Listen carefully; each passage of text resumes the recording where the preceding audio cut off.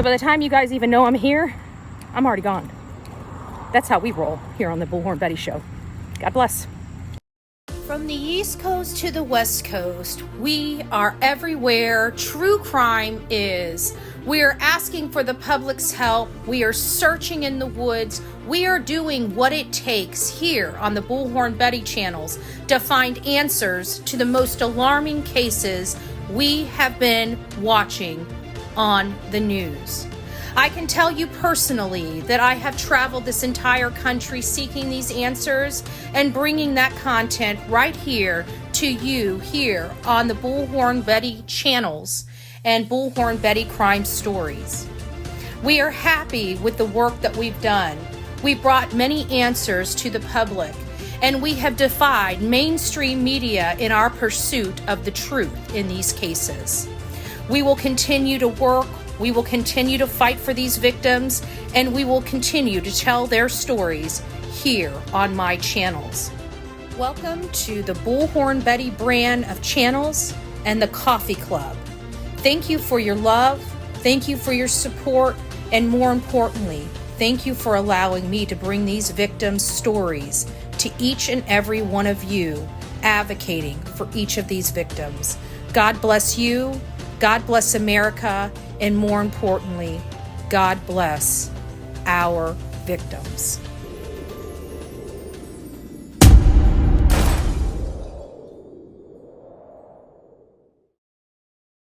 Hey guys, so the gig is kind of up. I'm going to have to break the news at some point that I'm not in Florida.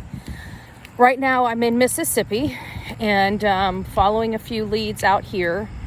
And I decided I was ready to come by and take a look at the Yogi Bear campground and decide whether Chris is here, whether he's been lying to us about his job, whether he even has a job at St. Jude's, and whether his camper is here. Now, I'm unsure about a lot, but I'm 4 minutes away from where he's allegedly camping at. So here you see, there's the Yogi Bear campground. And I'm on foot right now. I parked at a local store, which I'm a patron of. Thought we would come here because we haven't heard hide nor hair from Katie or Chris. And naturally, I want to walk on easements. There's no sidewalks here, so all you can do, well, there's a sidewalk over there, which I'll probably cross the road and walk on the legitimate sidewalk. But there you go.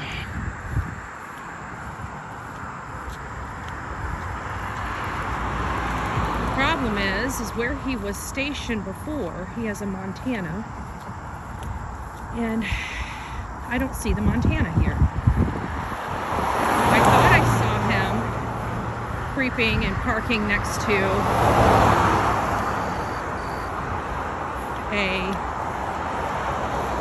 cabin, which is right here. See the black truck? But I can't tell if that's his or not. There's the Montana, so it is his. So there's the Montana, and it looks like there's Chris's truck hidden away. Hidden away right there. Out of the eyesight of people. Now I'm here, as you can see, he's still there. That is his, well, he has a GMC. I thought he had a Chevrolet, so maybe that isn't his. I see that it's that one there, it's parked there is a GMC.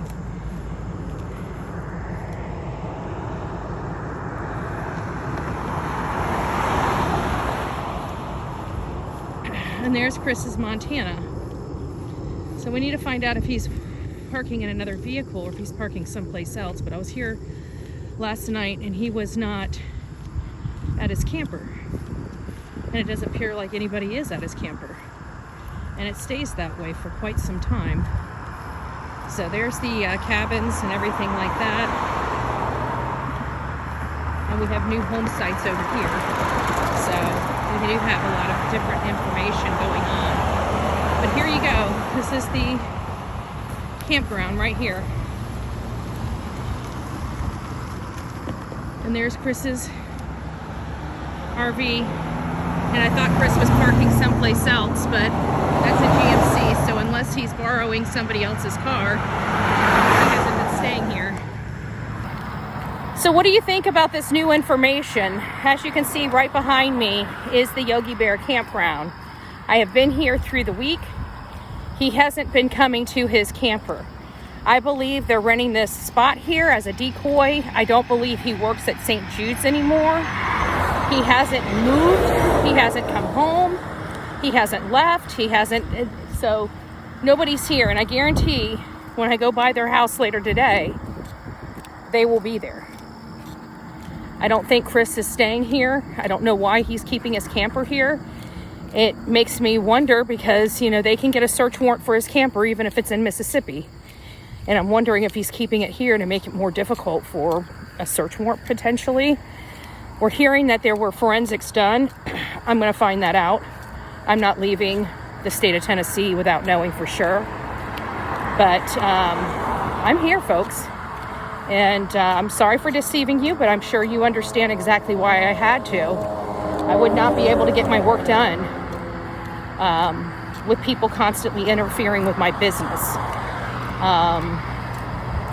This is what we do. We continue to do it over and over again.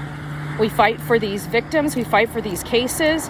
And more importantly, we fight for their families when they're being unnecessarily attacked, which is what's happened to Seth. And of course, naturally, I probably wouldn't have worked as hard on this case if it wasn't for bad actors attacking a disabled, innocent man that has a disabled son missing. And most likely at the hands of the boy's mother and stepfather, something bad may have happened to him. And for people to be attacking him is disgusting. I'll never understand it. But we do believe that there is true evil in this world. And I believe part of that evil is right here on YouTube. This is Bullhorn Betty, and I'm in front of the Yogi Bear campground. I have been walking, I have been researching, and more importantly, today, I'm going to be asking a lot of questions to a lot of people in this area, including businesses that have supplies, right? Shovels, axes, chainsaws, anything and everything. I'm going to be talking to local store workers and see if they have any information that might lead to the whereabouts of Chris on February 25th and February 26th. We are in Mississippi, folks. We are in Mississippi. If anybody hasn't figured it out, my ending Saturday is going to be Georgia. So by the time you guys even know I'm here, I'm already gone. That's how we roll here on the Bullhorn Betty Show. God bless. Hey, this is Bullhorn Betty. So I'm in Horn Lake. I came here. This place is closed. I'm going to have to come back here. But I did want to cut through here to show you that right here is the Citgo, and over here is the BP and the Citgo. I have went to both of those places. The morning crew has never seen Chris or Katie ever. So nobody, they've worked there for a while. Head south toward US Highway 51 North. Closing, so I'm going to be looking at that. I need to find gas stations that are open in the early morning. It sounds like these gas stations here close around midnight. So they're not the gas stations I'm really looking for at the moment, but I am under full investigation to try to find which direction Chris Proudfoot went, where he's accustomed to going to. I'm looking for specific answers so I can follow his tracks.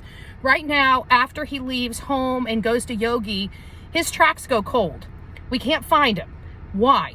That's my major question. Why can we not find Christopher Proudfoot? Why can't we not find his movements on the 25th into the 26th and when he came back here? When he came back here to pick up his camper?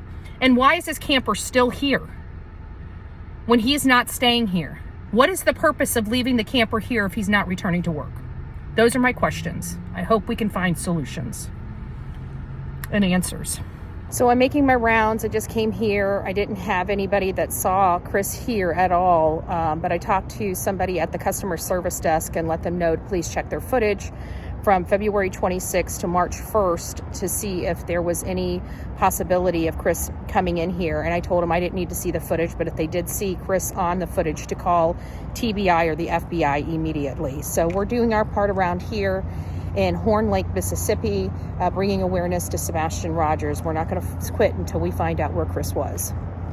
As you see, I'm here at Home Depot. We just left Lowe's, but while I was walking out, when I talked to some of the people, look what was in the parking lot of the Home Depot. A Texas Roadhouse. A Texas Roadhouse is right back here, and we're still looking for Sebastian Rogers, but I just thought it was pretty interesting. Nobody has seen Chris. It's awfully funny. He's been around here for months. And none of the local gas stations have seen him. His local hardware stores haven't seen him. So I'm hitting out on literally everything today so far. So I'm going to keep working. He had to have gone somewhere. He didn't just stay in his camper. He had to eat, right? So I'll be hitting some evening places, Applebee's, the Roadhouse, and kind of upper, not McDonald's and Burger King, but I might actually hit those two to see if he has a hankering for fast food.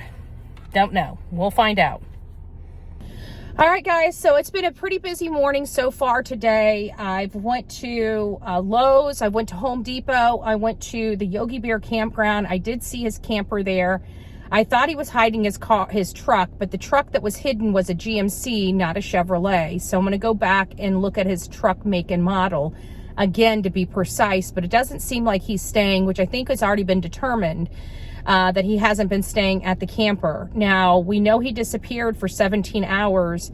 I'm wondering right now if he took a cash withdrawal before he left, because it is my belief he would have had to stop unless he took tools from the house.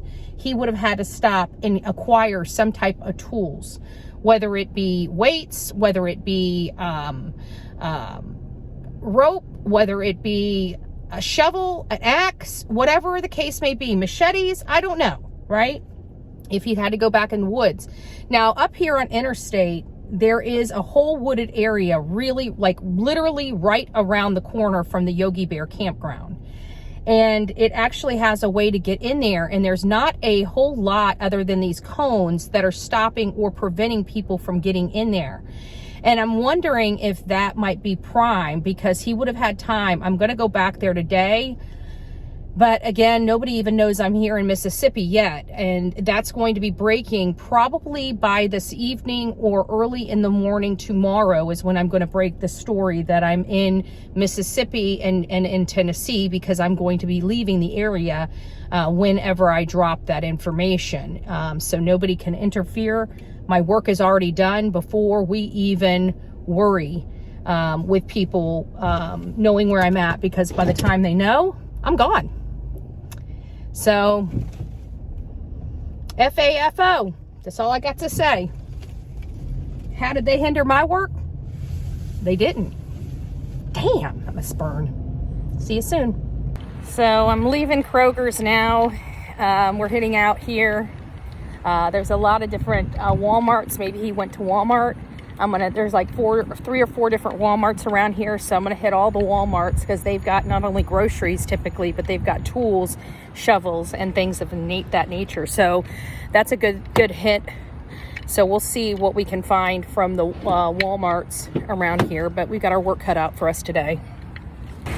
So what do you see behind me is the Walmart on Southern Parkway. We're here now. I already went through their customer service. I've already let them see the photos I need them to see. Everybody's going to be asking their loss prevention department to look into the footage. If they see Chris anywhere in that footage, they've been asked to call 1-800-TBI-FIND or their local FBI to report the information. So we are on the scene. We are searching everything. We are bringing awareness to businesses that can help, and we're going to continue down this road until we find something. We got to hit some type of pay dirt. It may take a while, but I'm in it for the long haul. Right now, we're going to the big corporations.